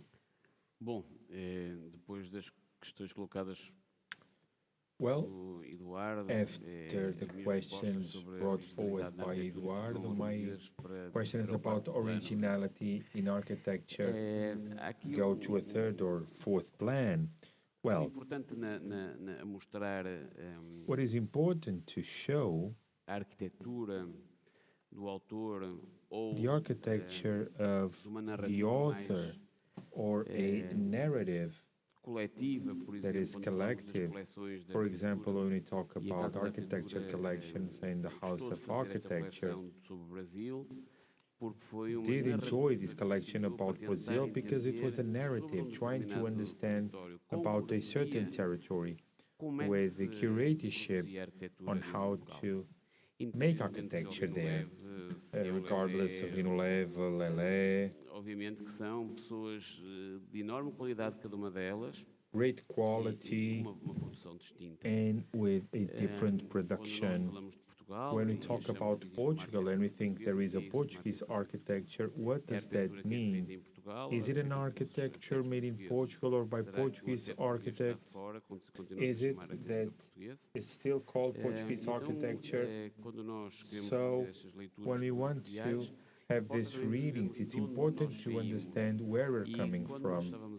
So when we're talking about the collection of Brazilian architecture and then moving forward to the collection, and I would exchange opinions coming to seduced by a lot of what we find in Brazil with curators coming from the cities, having some coffee in places where, for example, Vinicius or Tom Jobim would meet and would decide on one of the greatest pieces, Orfeu Negro, and Carlos Leão presented in the architect Calocas, and the scenography of this theatrical piece by Oscar Niemeyer in the exact moment where they were building or designing the buildings in Brasilia.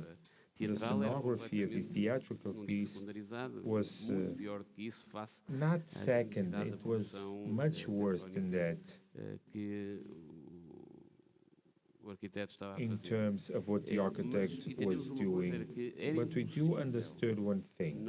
It would be impossible for us to explain this architecture outside of Brazil without understanding the importance of the Portuguese popular music, the connection with architecture, options. There are a lot of people who didn't know who Juscelino Kubitschek was, so they could not understand how the idea of building a new capital of a country came about. So this originality can never be seen without understanding the framework of that production of architecture. So we had a vast cultural activity that we call the parallel program that follows the activity of an exhibition, that on the second day of inauguration of the exhibition had a concert by Adriana Calcanhoto with projection by Nuno Grande, where they would compare why they played at the guitars and music. She spoke about architecture and some architects. So what is original in terms of architectural production? It is important for us to consider that their originality comes from a specific context. When we go directly from o que é original, sendo que o arquiteto é o coordenador de uma vasta equipa que tem the sketcher of the architect, what is more important? The ideas on landscaping, on design? What is more important? We had a brilliant architect, but we had a great landscaper like Ole Marx. So what is the originality of creating the city? That's what we're talking about. We are aware in Álvaro Cis, in Sotomora, that there is a thinking about the design of the papers, and each option almost comes from within of the straight line that is expressed in the design, and we consider it to be original. So that production, for example, we are talking about Cis or Eduardo, is completely different from a production of Kulas or Herzog or others, much greater than 15 times greater, when there are a lot more participants. Anyway, we understand that the original is when it happens by themselves, and it's quite peculiar because we have original models made by Paulo Mendes da Rocha, and he was cut, bring the concept in. I remember that we were projecting the museum, or the Museu dos Coches, and the architecture was being properly understood. And there was a lawyer, a friend of ours, who said that the architect did not understand their role because he's from Porto to Algarve to see a plot, to know if it was possible to design a project, so you've lost 1 day of work and you didn't get paid. So at that time we thought, no, first they hire us, and then after being hired we will work. So we got a picture from the other side of the world by the Portuguese government, and they will think if they will accept it or not with a model, and tells the Portuguese government that this is the project that I want. And those who are participating in the team, we were horrified because Paulo Mendes da Rocha had no money at that time that was being paid to him, or no project. But just to give you some context, the Portuguese government changes the government, and there was a very innovative idea. It was not the museum anymore, and it became something else. So Paulo Mendes da Rocha comes from Brazil, and at dinner he asked the minister, "Do you like Maria Callas?" And he said, "Of course, obviously." Would you call Maria Callas to do a strip show? It's not the same thing. It's a different context. So, when I was hired, you didn't hire the persona of Paulo Mendes da Rocha. You hired an idea. If you didn't like the project, why did you hire me? So the way that Paulo approached this project, talking about the National Coach Museum, it was very different of someone in England, for example, addressing the project. And we have a lot of models that we say that are originals, but it's not done by them. It's by modelers. Of course, there are modelers that are chosen by the architect themselves. CISA works with a modeler, a specific modeler. So when we want to have an exhibition to explain that work and to bring a model from the other side of the world, if the author is alive, there is an interaction between the one who designs the model, Álvaro Negrello, and CISA. So Álvaro Negrello made a project, and CISA picks up the pen and says, "This rock here is wrong." Just from memory. He knew it by heart. And Álvaro Negrello was just frozen. And we went there, and actually, the rock was not properly represented. There was a modeler, but the project was from CISA. So what is the original? So the CAA, just like Casa da Arquitectura, doesn't have like MoMA or Pompidou. MoMA, after Barry Barrel, it has a set of elements that allows to understand architecture or the project, while Pompidou is the model or the drawing, not understanding the architecture, but seeing it as an art piece. So Manuel Mateus was explaining that they called him from Pompidou because there was a transaction of a model, it was ruined, and he said, no worries, we'll send another one. And he said, not at all. But it is original. No, we'll do another model. And he said, no, this is the original one. So with the digital system, this becomes even more obsolete because after having designed in the computer the model and the CNC or the 3D printer designs a small model, we say, no, this is not okay. They just change it. And we have a lot of different models, all of them done by the same machine and the same computer. And the options to change it are from Manuel Mateus and his team, so it's very hard to understand what's original and what's not. There is one thing that is originality of what we bring to architecture. We need to think how to save those 3D models, those 3D representations in the computer, that when we need to tender a project to a city, we have vertical views and profiles and horizontal profiles in 2D. Maybe in the future we can have exhibitions where people can go inside the conceptual model designed by the architect and they navigate in 3D, in a hologram of what is architecture, so exhibitions will not have those models anymore, even if done by computers. So the transformation is so great in terms of architecture, and in terms of the archive of the future, it will be completely different. And we will miss the drawings of Álvaro Cis or Eduardo Moura, of all the notes in the drawings where you get a horse coming out of a building or a drawing of a city in the middle of a project that has nothing to do with it. So this shows the originality of architectural production of CISA when on those notebooks he travels in the meantime, does everything that interests him, and it results in an influence or a transformation of the drawing. That is the originality of those who are in the project in this context, which is a Portuguese context, but it's very different from the Brazilian one in the north of Europe.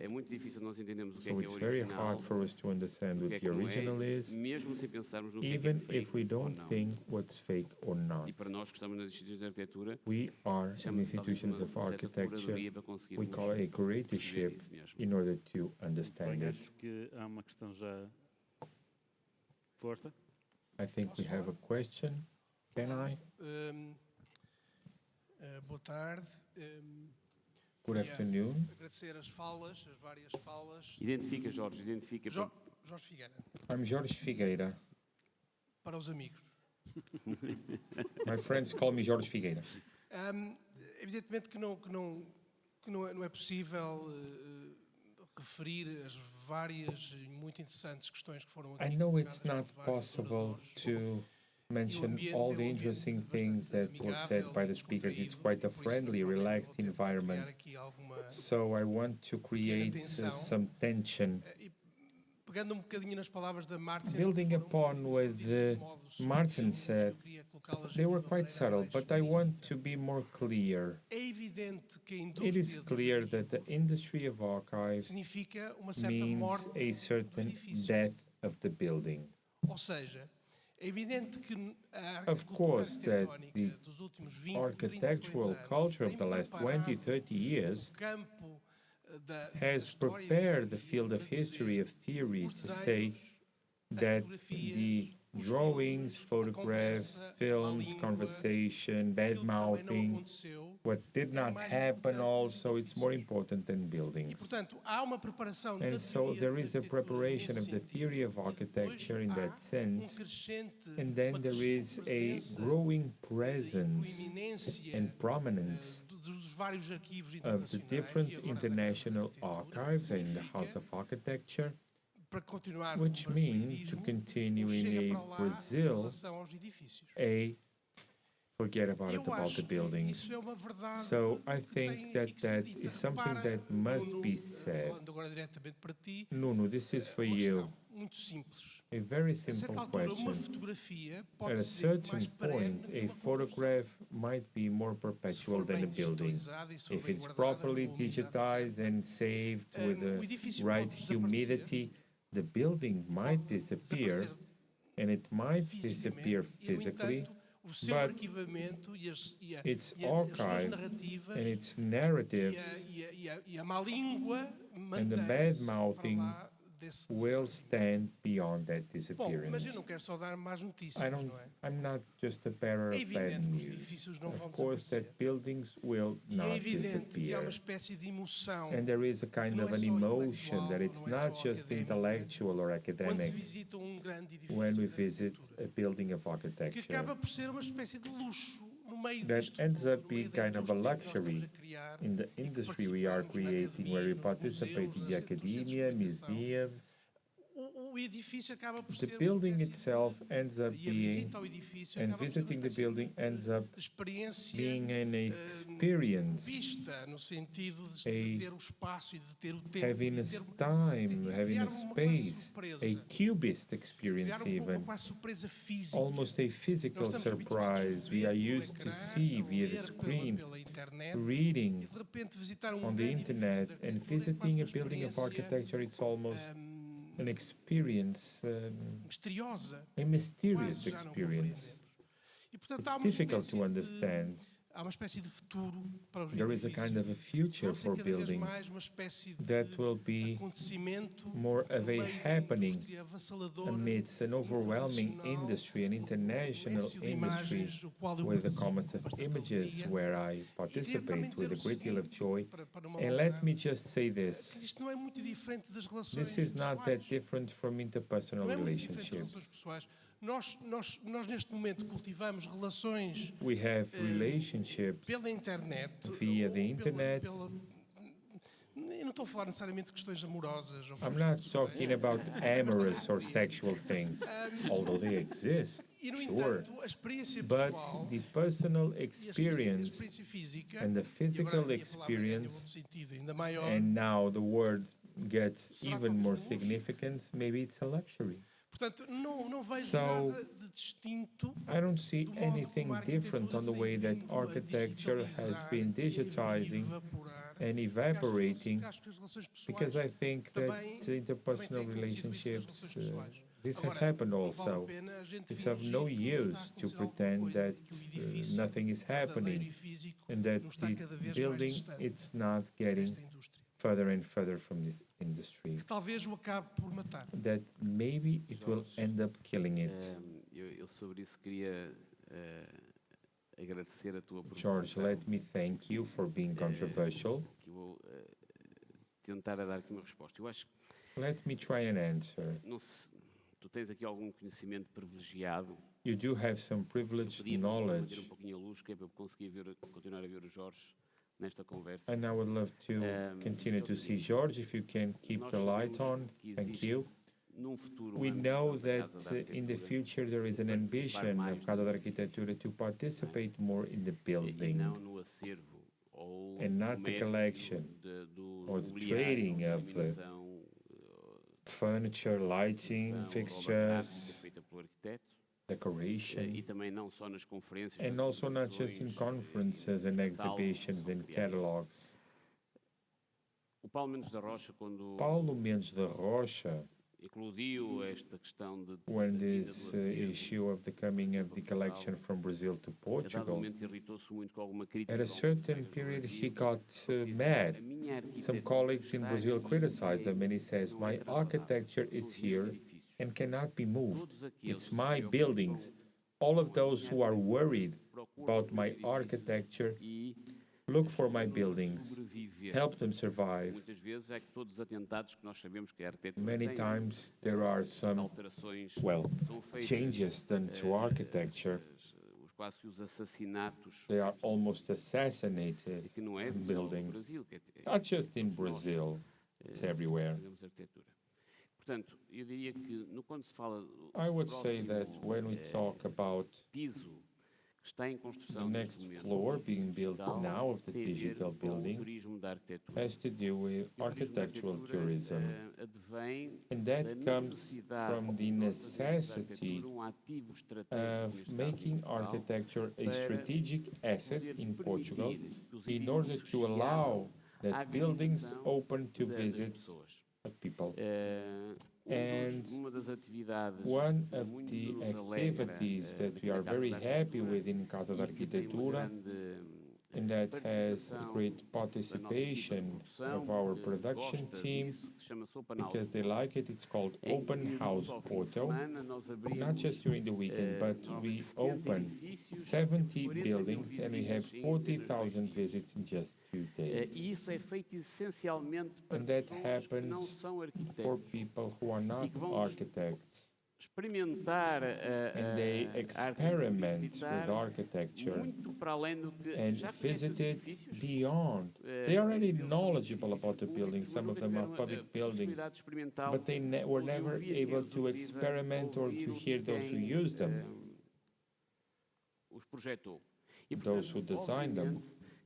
So obviously, this visit is a fundamental point for us to be able to value architecture.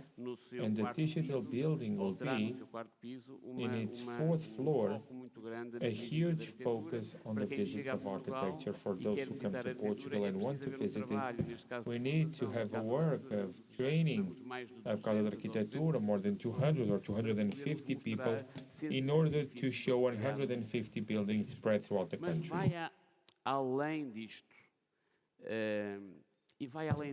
But it goes further. And we need to do it step by step. Não conseguimos chegar lá. E eu acho que grande objetivo a médio prazo, não dizer longo prazo, é nós. I don't want to say in the long run. In the medium term, we want to build a tool to transform or preserve or keep architecture itself. Let me share an example. When there is material archived in Casa from a certain architect, can that material help when the architect is already dead, but we need to rehabilitate the building? How can the institution be a partner of a rehabilitation? Or for the classification that we call tombamento in Brazil, in order to take into account some attempts of early demolition or changes. So in the future, Casa da Arquitectura will have the goal of being a partner, stating, and I think that Le Corbusier Foundation does exactly that. We get to a street, we see a plaque, and we say, this was projected by Le Corbusier. And by then valuing the building, but not just. Casa da Arquitectura can be in the future a promoting agent, a transforming agent of the physical reality of the city. It's a huge challenge.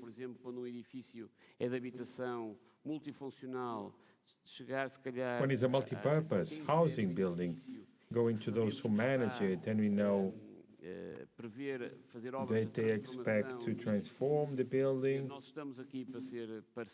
saying that we are here to be your partner in that transformation, trying to find rehabilitation funds to preserve the building, all because we have in our collections those projects and we know how valuable these buildings are.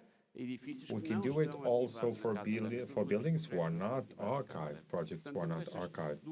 So we have these two goals, one in the short run and the other on the valuing and the visit of architecture, and to participate in the maintenance, qualification, rehabilitation, if we can call it that, of buildings whose projects are archived in Casa da Arquitectura. This is the contribution that I think we must have in the short and medium run. I'm not that worried Because we are small, we have this notion. We don't want to go into this struggle of visibility of institution A or B.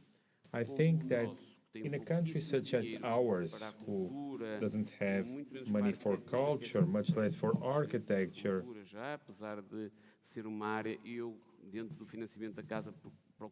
within the funding of the house, I always try to get some funding from other areas, and we need to go to tourism, environment to get funds, but somewhat we can see the institution Casa da Arquitectura as a necessity.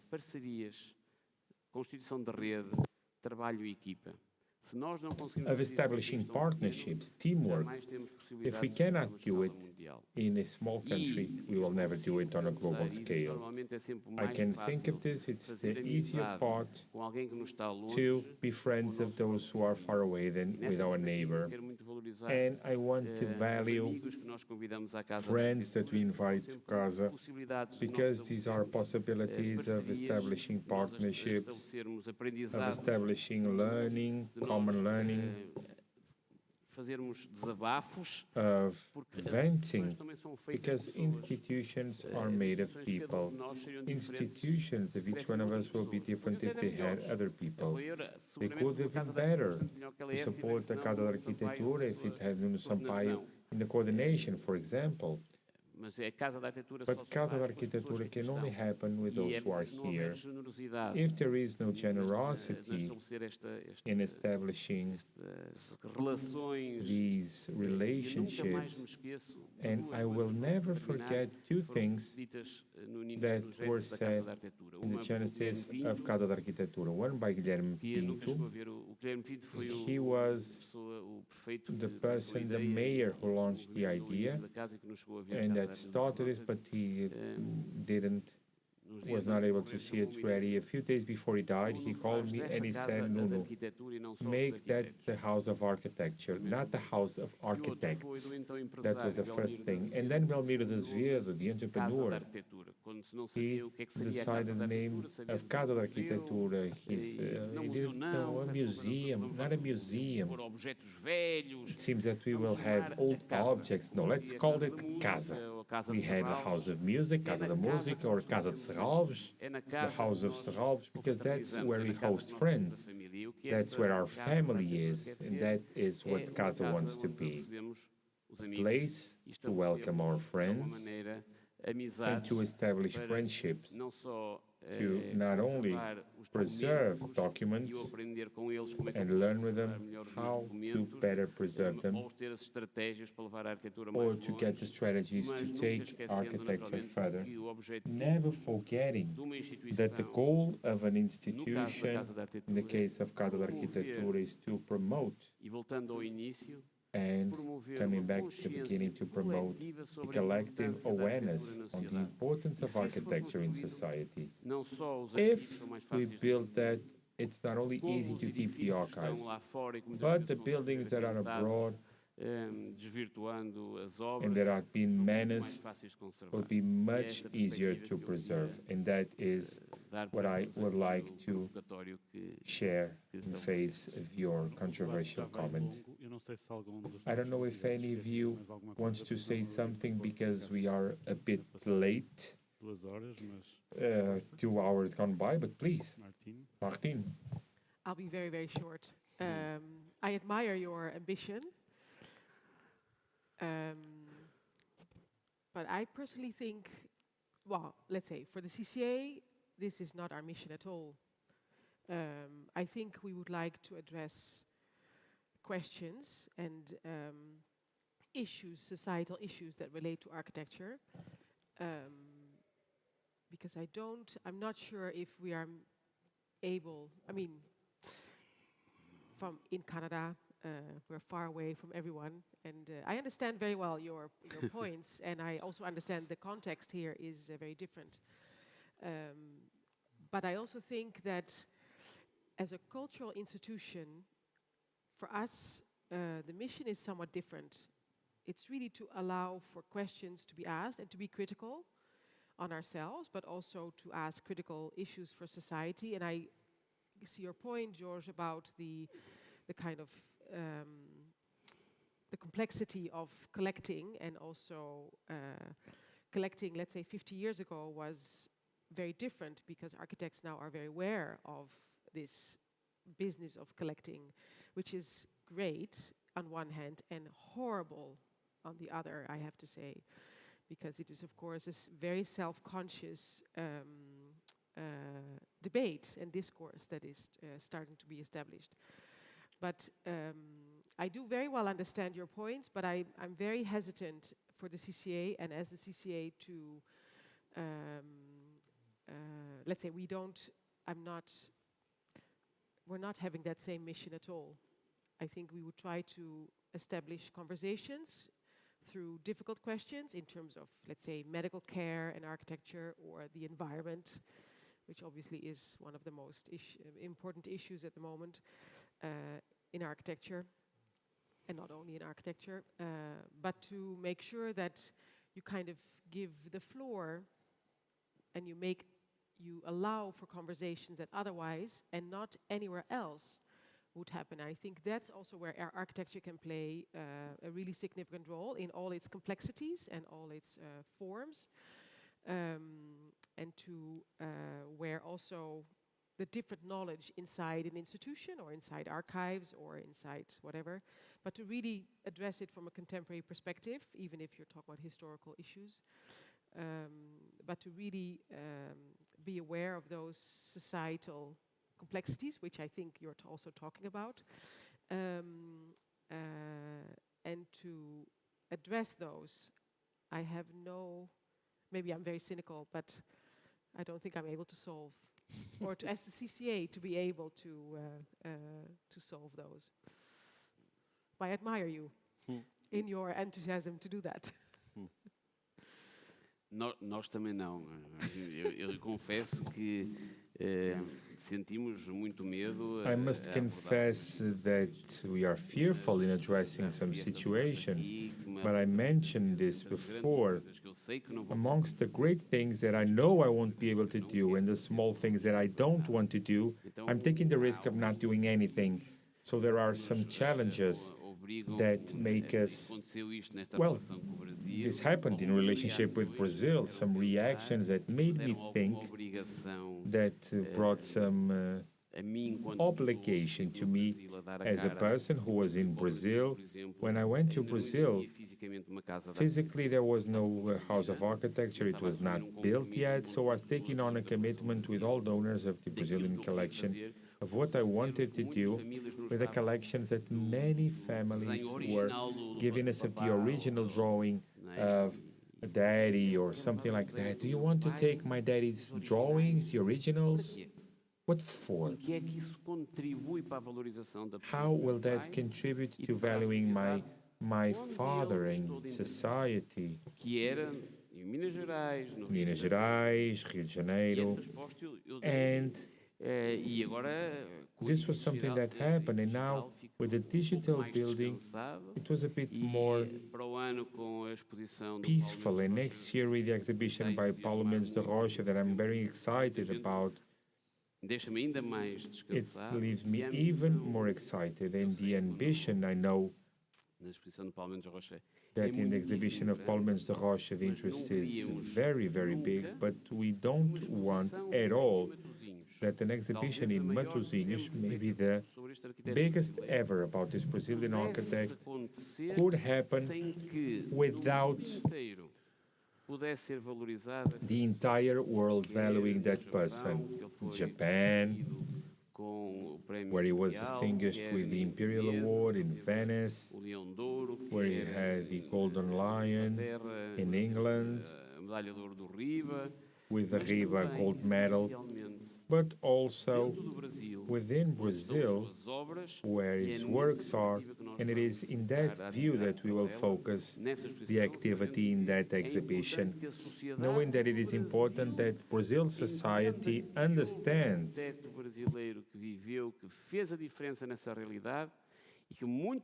that there was a Brazilian architect who lived, who has a legacy, and that it has transformed an instrument to change society. That's what he wanted, so we need to value his word.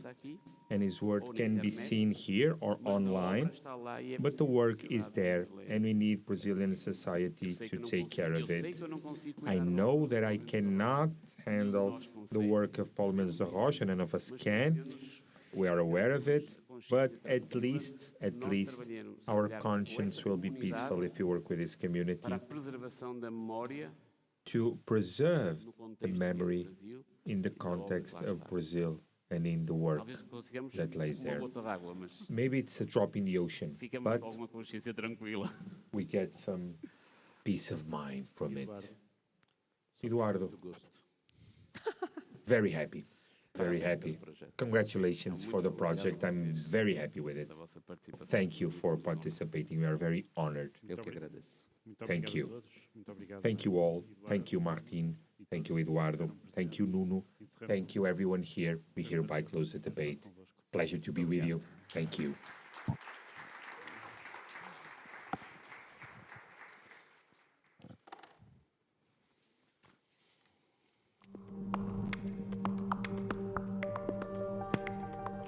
Ces archives virtuelles qui permettent d'explorer les différents départements de la collection de la Casa da Arquitectura, en fait, démultiplient le public et donnent à la Casa, au-delà de son public local, de Porto, du Portugal, de l'Europe, un public mondial.